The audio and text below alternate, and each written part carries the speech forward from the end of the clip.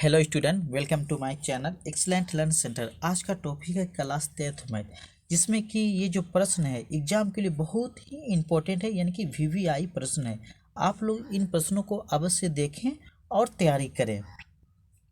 तो प्रश्न में दिया है बाबू, दो ऐसे क्रमागत विषम धनात्मक पूर्णांक ज्ञात करें जिनके वर्गों का योग 290 हो। इस प्रकार से प्रश्न दिया हुआ है। आप लोग वीडियो में लास्ट तक बने रहिएगा, तभी आपको समझ में आएंगे। और हम पूरी कोशिश करेंगे बिल्कुल इजी से इजी, यानी कि आसान से आसान तरीके में समझाने की। तो सबसे पहले इसमें हमें करना है क्या होगा, जैसे धनात्मक पूर्णांक ज्ञात करने के रहा, तो हमें दो धनात्मक पूर्णांक हमको मान लेना होगा।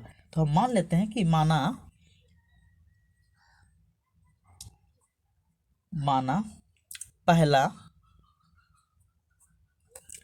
पहला पूर्णांक मान लेते हैं बाबू।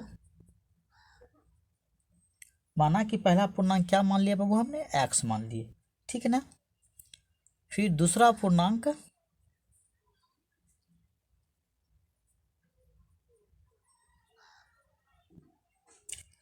पूर्णांक हम मान लेते हैं x+2, ये हम मान लिए, ठीक है। इसे हम मान लिए, यानी कि पहला पूर्णांक x मान लिया है, दूसरा पूर्णांक हमने क्या मान लिए, x+2। इसमें कह रहा है कि पूर्णांक ज्ञात करें, तो यही चीज हम माने।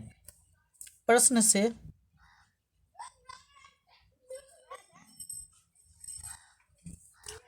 से इसमें क्या करा है बाबू, क्या समझे, जिनके वर्गों का योग, यानी कि इसमें वर्ग करना होगा। हमें क्या करना होगा, वर्ग। तो हमने x का पहले वर्ग कर देते हैं बाबू, ये रहा वर्ग x का। फिर योग कर रहा है, योग मतलब क्या होता है, प्लस हो रहता है बाबू। और दूसरा इसका x+2 का भी वर्ग करना है, x+2 का भी हमने ये वर्ग कर दिए। अब बराबर में हमें प्राप्त हो रहा कितना बाबू, 290। तो हमने यहाँ पे लिख दिए 290। आगे देखिए x², तो हमने यहाँ x² लिख दिए, प्लस यहाँ देखें a+b का होल स्क्वायर आ रहा है ना। तो इसे हमें a+b के होल स्क्वायर में तोड़ना है। तो इसको a मानना होगा, इसको b, a+b का यानी कि a², a में क्या है x, तो हमें x का स्क्वायर करना होगा बाबू, ठीक है ना।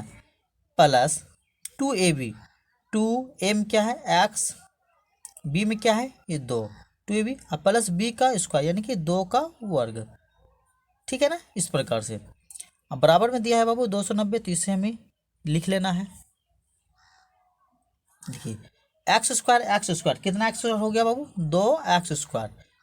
दोनों को जोड़ देना है क्योंकि दोनों प्लस में रहता है, ठीक है ना। फिर ये प्लस दिया बाबू, 2×2=4, इससे गुना करना, ये x है तो x, ठीक है ना। फिर प्लस 2 का वर्ग करोगे तो क्या आएगा 4।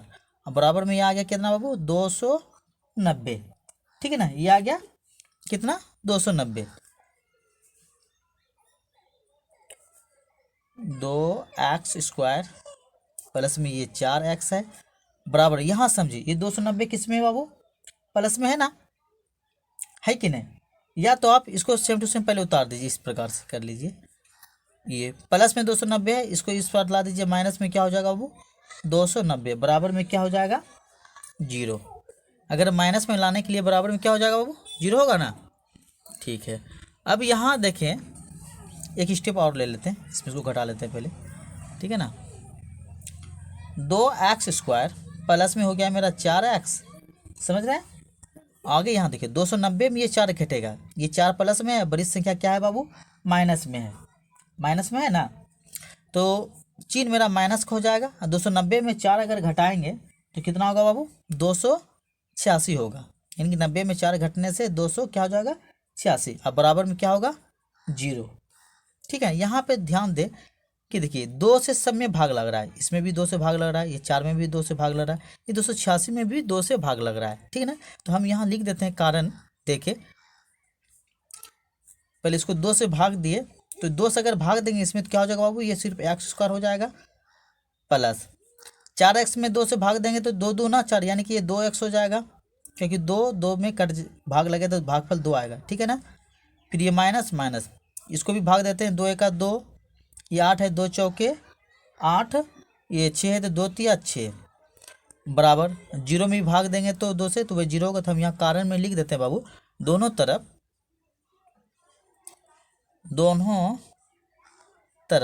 ठीक है ना, 2 से 2 से भाग देने पर, भाग देने पर। इस प्रकार से हमने कारण भी लिख दिए, या तो आप कारण यहाँ भी लिख सकते हैं, कोई दिक्कत नहीं। अब आगे देखें बाबू, यहाँ पे हमें जो प्राप्त हो रहा है, देखिए ये द्विघात समीकरण के टाइप से हमने इसको हल करेंगे। आप चाहे तो गुणनखंड विधि से भी हल कर सकते हैं। तो हम इसको आसान रहेगा, हम द्विघात सूत्र के जरिए से इसे हम हल करते हैं, ठीक है ना। तो द्विघात सूत्र के जरिए से हल करने से पहले हमें डी का मान निकालना पड़ता है, ठीक है ना। तो कैसे निकालें, तो सबसे पहले हमें यहाँ लिखना होगा, यहाँ, ठीक है ना। देखिए एक्स से थोड़ा गुना कुछ नहीं तो एक रहता है, ठीक है ना बाबू। तो हमें यहाँ लिखना होगा, यहाँ ए बराबर 1, समझ रहे हैं ना, क्योंकि एक्स का आगे कुछ नहीं तो 1 होता है, ठीक है ना। बी बराबर एक्स का गुना कितना बाबू, ये 2, तो ये 2 यहाँ जाएगा, ठीक है ना। फिर देते हैं कोमा, सी बराबर कितना, माइनस में 143, तो ये हो जाएगा माइनस में 143। तो डी का सूत्र जो होता है बाबू, डी बराबर भाई जो बोल रहे थे हम, क्या होता है, बी स्क्वायर माइनस 4ac, ये फार्मूला होता है, ठीक है ना। यानी कि इसको विविक्तर भी बोले जाते हैं। तो b का मान क्या दिया है, 2, तो हमने यहाँ लिखेंगे बाबू 2 का स्क्वायर, लिखे ना। फिर ये माइनस है तो माइनस हो गया बाबू, 4 है तो 4 गुना, a का मान क्या है, 1 दे दिए गुना, c का मान क्या है, माइनस में 143। इस प्रकार से हमने लिख दिए। आगे 2 का वर्ग कितना होता है बाबू, 4। देखिए माइनस गुना माइनस क्या हो जाएगा, प्लस हो जाएगा।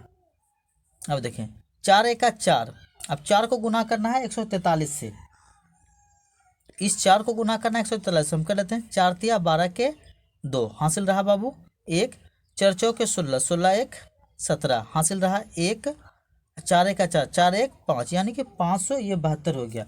अब इसमें पूरा जोड़ देंगे तो बाबू 4 + 572 जोड़ेंगे तो ये हो जाएगा 72, 73, 14, 25, 76, यानी कि 576 हो जाएगा। ये मेरा डी का मान आया। डी का मान कितना आ गया बाबू, 576 आ गया। अब द्विघात सूत्र लगा देते हैं।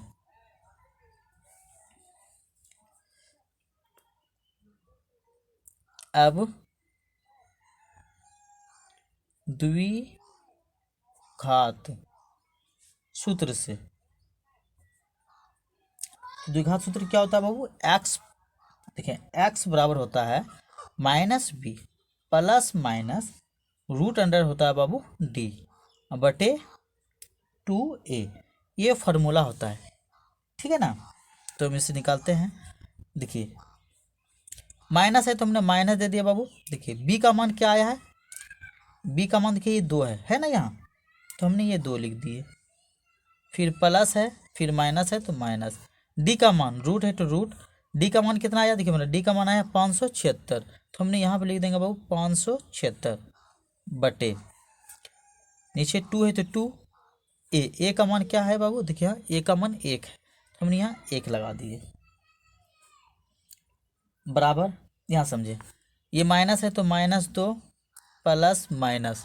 अब यहाँ देखिए 576 का वर्गमूल निकालेंगे तो 24 होगा, आप निकाल लीजिएगा वर्गमूल। 576 का वर्गमूल कितना होता है बाबू, 24 बटे 2 गुना 1 कितना होता है, 2 होता है ना। आगे यहाँ से समझे, एक बार हम x का मान ये प्लस के साथ लेंगे, एक बार x का मान हम माइनस के साथ लेते हैं। यहाँ देखें x बराबर, एक बार ये प्लस के साथ लेते हैं, जैसे -2 है तो हमने ये -2 लिए बाबू। यहाँ पे ध्यान देना, ये प्लस के साथ ले रहे हैं, प्लस में 24 है तो हमने ये प्लस में सिर्फ 24 लिए, बटे में ये 2, ये माइनस हमने रहने दे दिया बाबू। एक बार हमने ये प्लस के साथ लेंगे, फिर एक बार ये माइनस के साथ लेंगे, तो बराबर देखिए 24 में 2 घटेगा कितना बचेगा बाबू, 24 में 2 घटने पे मेरा बचेगा कितना, 22 बटे ये 2, 2 से कट जाएगा कितना, 11 बार में, यानी कि x का मान क्या हो गया, 11। अब x का जो मान लेते हैं हम माइनस के साथ लेते हैं एक बार, समझ रहे हैं, ये माइनस के साथ, ये -2 है तो हमने ये पहले -2 ले लिए, फिर ये प्लस के साथ नहीं लेंगे, अब ये माइनस के साथ 24 लेंगे, अब ध्यान देना, बटे फिर ये 2 है तो 2 बराबर। देखिए दोनों माइनस में तो माइनस का चिन्ह लग जाएगा, 24 2 कितना होगा बाबू, 26, 26 बटे ये 2, ये कटेगा कितना बार में, 13 बार में, यानी कि इसका मान होगा -13, ये माइनस है, ठीक है ना। तो -13, ये तो माइनस में आ गया, तो यहाँ लिख देना -13 ऋणात्मक संभव नहीं है। यहाँ देखना ऋणात्मक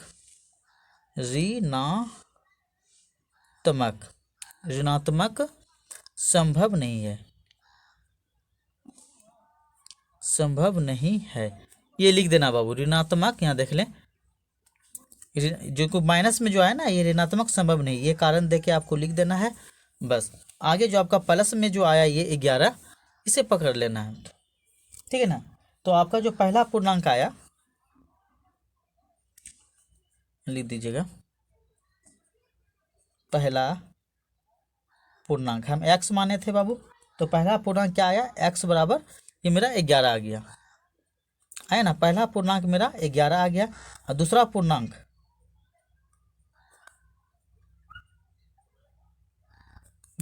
क्या माने थे बाबू? दूसरा पूर्णांक जो माने थे हम x+2 माने थे, यहाँ पे समझे, ये माने थे दूसरा पूर्णांक x+2, पहला पूर्णांक x, तो x का मान क्या आ गया मेरा, यहाँ देखिए x का मान 11 आ गया, दूसरा ये डबल x हो गया बाबू, सिंगल x नहीं, x+2 माने थे, तो इसका मान x का मान क्या है 11+2, यानी कि इसका मान हो गया 13। इस प्रकार से हमने यहाँ पे निकाल दिया, यहाँ लिख देना होगा अतः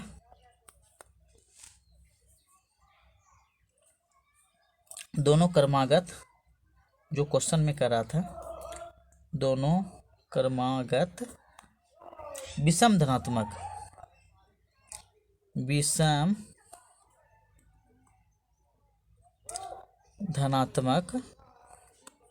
पूर्णांक बराबर क्या है, एक 11 आ गया, दूसरा 13 है। इस प्रकार से ये आपका आंसर निकल के रेडी हो गया। आप लोग इस प्रश्न को भी अवश्य तैयारी करें। नेक्स्ट वीडियो में फिर VVI प्रश्न लेके आएंगे। धन्यवाद।